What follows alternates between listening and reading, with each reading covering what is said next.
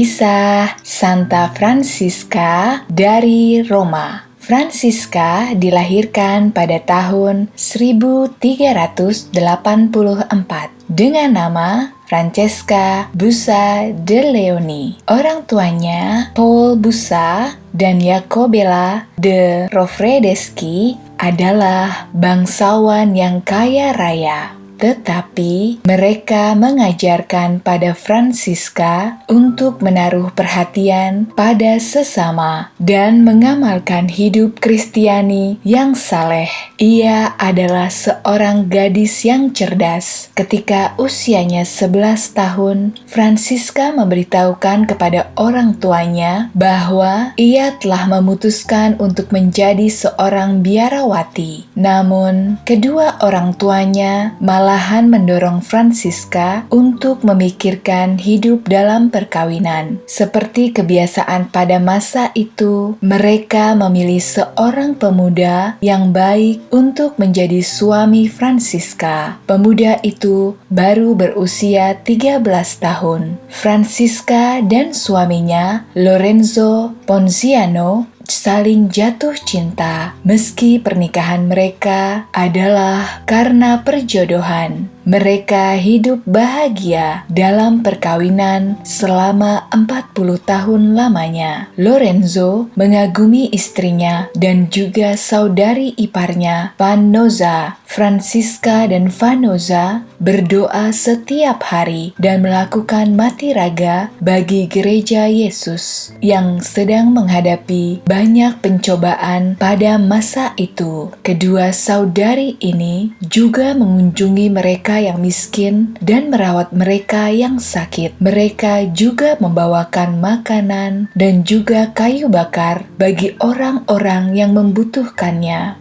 Para perempuan kaya lainnya terinspirasi oleh teladan kedua bersaudari ini untuk memaknai hidup mereka. Sementara itu, Francisca bertekun dalam doa. Ia semakin akrab bergaul dengan Yesus dalam hidup sehari-hari. Francisca dan Lorenzo adalah orang-orang yang penuh belas kasih. Mereka tahu bagaimana rasanya menderita. Mereka juga kehilangan 2 dari ketiga anak mereka karena wabah. Hal inilah yang menjadikan mereka lebih peka lagi terhadap kebutuhan mereka yang menderita. Semasa pertikaian antara paus yang sah dengan anti-paus, Lorenzo memimpin pasukan yang membela paus yang benar. Sementara ia pergi berperang, para musuh memusnahkan harta milik dan kekayaan mereka.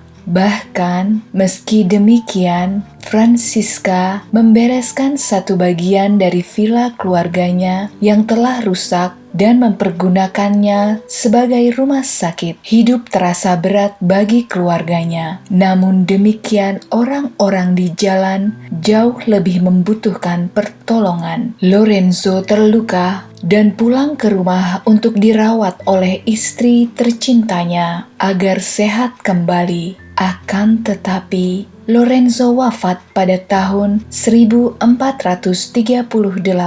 dan Francisca pun menghabiskan 4 tahun sisa hidupnya dalam tarekat religius yang ia dirikan. Pada tanggal 15 Agustus 1425, bertepatan dengan pesta Santa Maria diangkat ke surga, Francisca mendirikan Oliveden Oblates of Mary, sebuah tarekat persaudaraan awam ordo ketiga bagi para wanita di bawah bimbingan para biarawan Benediktin Oliveden di biara Santa Maria Nova di Roma. Pada tanggal 4 Juli 1433, tarekat ini mendapatkan persetujuan dari Paus Eugenius keempat. Saat ini, mereka lebih dikenal dengan nama Oblat Santa Francisca. Kemudian, Santa Francisca dari Roma wafat pada tanggal 9 Maret 1440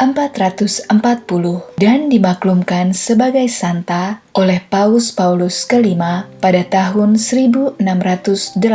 Pada pesta peringatannya, para imam biasa memberikan berkat pada mobil oleh sebab Santa Francisca dianggap sebagai pelindung mobil dan para pengemudi. Tentu saja Santa Francisca tidak pernah mengemudi, tetapi menurut cerita, apabila ia pergi keluar pada malam hari, para malaikat pelindung pergi mendahuluinya untuk menerangi jalan dengan sebuah lampu besar serupa lentera. Semasa hidupnya, Santa Francisca mendiktekan 97 penglihatan di mana ia banyak melihat siksa neraka. Demikian kisah dari Santa Francisca dari Roma yang mengajarkan kita untuk dapat menjaga keseimbangan yang harmonis antara kehidupan keluarga, hubungan dengan Tuhan, belas kasihnya terhadap sesama. Ia juga melakukan banyak hal untuk membantu mereka yang menderita, miskin, dan sakit. Apakah kamu dan saya juga ingin meneladani Santa Francisca? Mari kita sama-sama mencari Allah secara mendalam dalam doa dan juga mau mengasihi Yesus Kristus yang hidup di dalam orang-orang yang menderita. Sampai jumpa lagi bersama saya, Benedikta. Salam sukacita.